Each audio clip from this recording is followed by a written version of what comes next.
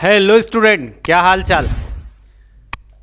आज हम ग्रिफिथ का एक्सपेरिमेंट देखेंगे जो कि एक ट्रांसफॉर्मिंग प्रिंसिपल के नाम से इसको जाना गया।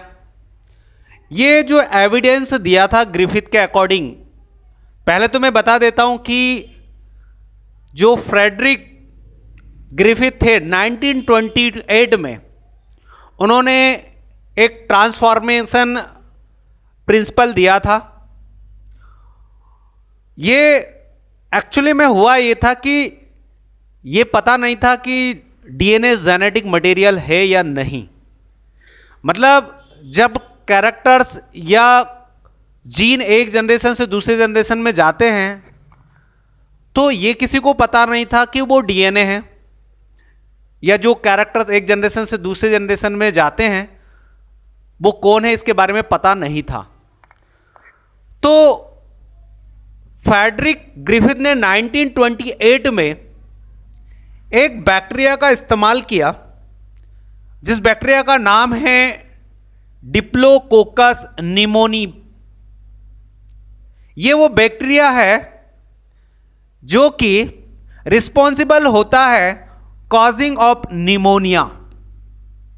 भाई, जो ग्रिफिथ थे उन्होंने एक्सपेरिमेंट किया था, डिप्लोकोकस निमोनी बैक्टीरिया का यूज किया और उन्होंने बोला कि निमोनी जो है बैक्टीरिया डिप्लोकोकस निमोनी, ये रिस्पॉन्सिबल होता है निमोनिया के लिए। अब बात आगे करते कि निमोनिया एक्चुअली में होता है इस बैक्टीरिया के द्वारा तो किस तरीके से। उन्होंने एक एक्सपेरिमेंट को किया। उन्होंने क्या करा, एक कल्चर प्लेट ली और उन्होंने स्ट्रेप्टोकोकस निमोनी को उस कल्चर मीडियम में ग्रो करने छोड़ दिया। जब उन्होंने उस प्लेट में, कल्चर मीडियम की प्लेट में स्ट्रेप्टोकोकस निमोनी की कुछ कॉलोनियां देखी जो अलग अलग टाइप से वेरिएट हो रही है। उन्होंने क्या देखा कि उसमें दो टाइप की कॉलोनी वेरिएट ग्रो कर रही है। एक उन्होंने बोला कि वहां पर एक ऐसी कॉलोनी तैयार हो रही है स्ट्रेप्टोकोकस निमोनी की जो कि स्मूथ कॉलोनी है, मतलब उसको नाम दिया उन्होंने एस स्ट्रैंड। और एक कॉलोनी ऐसी वहां पर ग्रो कर रही है जो कि रफ सरफेस वाली है, जिसकी सरफेस कैसी है, रफ है, उसको नाम दिया उन्होंने आर स्ट्रैंड। अब उन्होंने ये भी बोला कि भैया जो एस स्ट्रैंड वाली है, जो स्ट्रेप्टोकोकस निमोनी है, वो एस स्ट्रैंड जो कि इसमें स्मूथ कॉलोनी, इनकी कॉलोनी कैसी है, स्मूथ है, स्मूथ शाइनिंग वाली, और एक है रफ शाइनिंग मतलब रफ वाली। और उन्होंने ये भी बोला कि जो एस स्ट्रैंड वाली जो कॉलोनी है वो क्या कर रही है, निमोनिया फैला रही है। वो रिस्पॉन्सिबल है किसके लिए बेटा, निमोनिया के लिए। मतलब एस स्ट्रैंड वाली जो बैक्टीरिया है वो निमोनिया फैला रहा है, लेकिन आर स्ट्रैंड जो है वो निमोनिया नहीं फैला रहा है। अब बात यह ये आती है कि हमारे माइंड में ये क्वेश्चन आ रहा है कि ऐसा क्यों। भाई, एक ही कल्चर मीडियम में दो डिफरेंट टाइप की कॉलोनी ग्रो करी, लेकिन एक निमोनिया फैला रहा है, एक नहीं फैला रहा है, इसका मतलब क्या है इसका। तो उन्होंने बोला कि जो एस स्ट्रैंड है ना, इस निमोनी बैक्टीरिया का जो सेल है, इसके चारों ओर एक पॉलीसैकेराइड की एक लेयर होती है। इसको हम नाम दे दे पॉलीसैकेराइड। ये पॉलीसैकेराइड की इसके चारों ओर एक लेयर होती है, ओके। और ये तो है आर, इसको हम नाम दे एस, और एक आर है, इसके चारों ओर कोई पॉलीसैकेराइड स्ट्रैंड लेयर नहीं होती है। अब ऐसा क्योंकि ये निमोनिया फैला रहा है, देखो ऐसा इसलिए है कि जैसे हमारी बॉडी के अंदर जाएगी तो हमारी बॉडी क्या करेगी, इनको मारने की कोशिश करेगी। तो हमारी बॉडी के अंदर मारने के लिए कौन होता है, एंटीबॉडी। अब वो एंटीबॉडी इस पर अटैक करेगी तो इसके चारों ओर क्या होती है, एक पॉलीसैकेराइड कोट होता है। तो इस कोट के कारण वो उस सेल को डिस्ट्रॉय नहीं कर पाएगी, मतलब उस बैक्टीरिया को डिस्ट्रॉय नहीं कर पाएगी। क्यों? क्योंकि इसके चारों ओर क्या है? पॉलीसेकेराइड की एक लेयर है। बट वहीं पर आर की बात करें, इसके चारों ओर कोई लेयर नहीं है पॉलीसेकेराइड की, तो इसको क्या करेगा? एंटीबॉडी क्या करेगी? इसको डिस्ट्रॉय कर देगी। तो ये तो डेड हो जाएगी ना, लेकिन ये तो उस बॉडी के अंदर क्या करेगी? ग्रो करेगी, और वो इफेक्ट कर सकती है। तो मतलब इसलिए उन्होंने बोला कि आर स्ट्रैंड जो है वो निमोनिया फैलाता है। इतनी बात क्लियर बेटा? चलो आगे बढ़ते हैं। तो उन्होंने ये जो एक्सपेरिमेंट किया वो किस पर किया? तो वो किया चूहे पर। ओके बेटा, भाई माइस पर उन्होंने ये एक्सपेरिमेंट किया और उन्होंने क्या बोला? ध्यान समझना भी यहां पर जो एक्सपेरिमेंट किया। भाई आर, यहां पर ये लिखा है आर वाला, आर स्ट्रैंड आपको दिखा नहीं पा रहा ठीक से, तो मैं लिख देता हूं। ये आर स्ट्रैंड है, और आर स्ट्रैंड कैसा होगा भाई? बैक्टीरिया नहीं फैला, मतलब निमोनिया नहीं फैलाता है। यहां पर ये एस है, एस स्ट्रैंड वाला बैक्टीरिया, ये निमोनिया फैलाता है। अब देखो ध्यान से समझना, उन्होंने जो एक्सपेरिमेंट किया वो कैसे किया? सबसे पहले जो आर स्ट्रैंड है वो माइस के अंदर इंजेक्ट किए। वो जो आर स्ट्रैंड वाला बैक्टीरिया है उसको माइस के अंदर क्या करा? इंजेक्ट किया, और माइस क्या हुआ? जीवित है। माइस जो है, मतलब माउस, जिस पर कोई इफेक्ट नहीं हुआ। क्यों नहीं हुआ? क्योंकि इस आर स्ट्रैंड में निमोनिया फैलाने वाला डिप्लोकोकस निमोनी बैक्टीरिया जो है वो इफेक्टेड नहीं है, निमोनिया फैला ही नहीं रहा।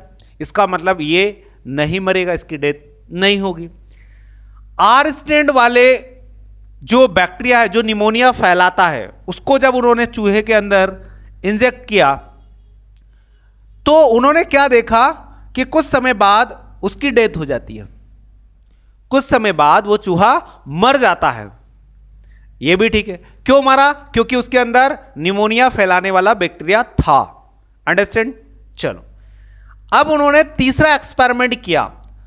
अब जो एस स्ट्रैंड है, एस स्ट्रैंड जो निमोनिया फैलाता है, अब उसको हीट किल किया। हीट किल मतलब उसको, वो कल्चर मीडियम को, जो एस स्ट्रैंड वाला जो बैक्टीरिया है जो निमोनिया फैलाता है, उस कल्चर मीडियम सेल्स को उन्होंने क्या करा? हीट करा, गर्म करा। और आपको पता है बैक्टीरिया हीट करने पर डिस्ट्रॉय हो जाते हैं। जब उन्होंने हीट किया तो उसके अंदर के बैक्टीरिया क्या हो गए? मर गए, उनकी डेथ हो गई। और जब उन्होंने उस माइस के अंदर उसको इंजेक्ट किया तो भाई माइस मरेगा क्या? नहीं मरेगा। क्यों नहीं मरेगा भाई? इसलिए नहीं मरेगा क्योंकि जब हमने उसको हीट किया तो हीट करने के बाद उसके अंदर जो निमोनिया फैलाने वाला जो वायरस है वो बैक्टीरिया क्या जीवित रहेगा? नहीं, वो तो डिस्ट्रॉय हो चुका है। तो क्या वो निमोनिया फैलाएगा? बिल्कुल नहीं फैलाएगा। इतनी बात क्लियर? अब उन्होंने क्या करा? फोर्थ एक्सपेरिमेंट किया। फोर्थ एक्सपेरिमेंट में क्या करा? अब उन्होंने आर स्ट्रैंड और एस स्ट्रैंड दोनों को मिक्स किया। लेकिन अब यहां एक बात इंटरेस्टिंग है, ध्यान समझना, कि आर स्ट्रैंड तो लिया, लेकिन जो एस स्ट्रैंड लिया उसको हीट किल किया पहले। तो मतलब ये हीट किल किया, और हीट किल करने के बाद आर स्ट्रैंड वाले के साथ में उसको कॉम्बिनेट करा, दोनों को मिक्स कर दिया, और उस माइस के अंदर उसको इंजेक्ट किया। उस माइस के अंदर इंजेक्ट किया। इंजेक्ट करने के बाद जब देखा तो माइस की डेथ हो गई। अरे बाप रे, ये कैसे हो गया? माइस को तो नहीं मरना चाहिए ना। क्यों नहीं मरना चाहिए था? क्योंकि देखो ना, आर स्ट्रैंड में निमोनिया फैलाने वाला बैक्टीरिया नहीं होता है।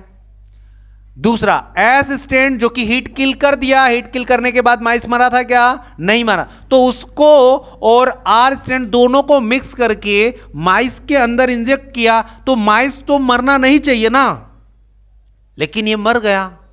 ग्रिफिथ परेशान, ऐसा कैसे हो सकता है? भाई जब उन्होंने इसको ऑब्जर्व किया, इसके बारे में स्टडी की, तो उन्होंने क्या देखा? वो ये कहना चाह रहे थे कि भैया इस आर स्ट्रैंड आर स्ट्रैंड को जो कि निमोनिया फैलाता उसको हीट किल तो कर दिया, उसका बैक्टीरिया तो डिस्ट्रॉय हो गया, लेकिन कुछ ना कुछ इसके अंदर ऐसा था जो कि ट्रांसफॉर्म हो गया, ट्रांसफर हुआ। इसीलिए तो इस एविडेंस का नाम रखा ट्रांसफॉर्मेशन या ट्रांसफॉर्मिंग प्रिंसिपल। क्यों? क्योंकि यहां उनको यह बात देखने को मिली कि कुछ ना कुछ तो ऐसा था जो माइस के अंदर ट्रांसफर हुआ। कहां से? एस स्टैंड से। एस स्टैंड जिसको हीट किल तो कर दिया था, लेकिन फिर भी उसमें कुछ ऐसा था जो कि ट्रांसफर हो रहा है। इस एविडेंस को इसलिए ट्रांसफॉर्मिंग प्रिंसिपल कहा गया।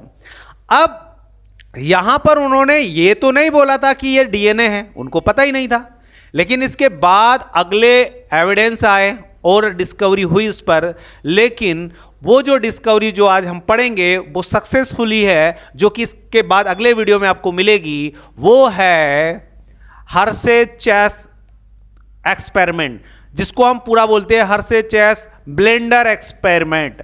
तो इसको आप पूरा एक बार देखिएगा, फिर उसके बाद अगले वीडियो में हम इसके अगले वाले स्टेप क्या हुआ ऐसा कि पता चला कि DNA is a genetic material. Okay, thank you.